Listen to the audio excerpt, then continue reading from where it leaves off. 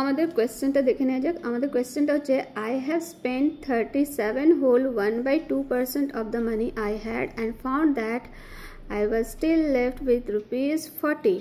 How much rupees I had in the beginning? কি বলেছে, আমার কাছে যা টাকা ছিল তার 37.5% আমি কি করেছি, খরচ করে ফেলেছি, আর আমার কাছে এখন বেঁচে আছে কত, 40%। তাহলে প্রথমে আমার কাছে কত টাকা ছিল, কত খরচ করেছি, 37.5%। 37.5% মানে হচ্ছে 75-এর 2%। তাহলে আমার কাছে কতটা বেঁচে থাকবে, 100% minus 75/2% equal to 200 minus 75/2 equal to কী হয়ে যাবে, 125/2%। এই টাকাটা আমার কাছে বেঁচে রয়েছে। আবার অঙ্কে আমাদের দেয়া রয়েছে যে আমার কাছে কত টাকা বেঁচে আছে, 40 টাকা।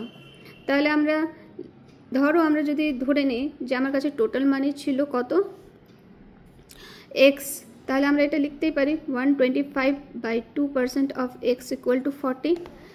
তাহলে 125/2%কে যখন আমরা ভেঙে নিচ্ছি, তার ভ্যালু বার করছি, তখন কি থাকছে 125/2 ইন্টু 100, 25×5 = 125, 25×4 = 100। তাহলে আমরা এটাকে এইভাবে লিখতে পারি 5x/8 ইকুয়াল টু 40।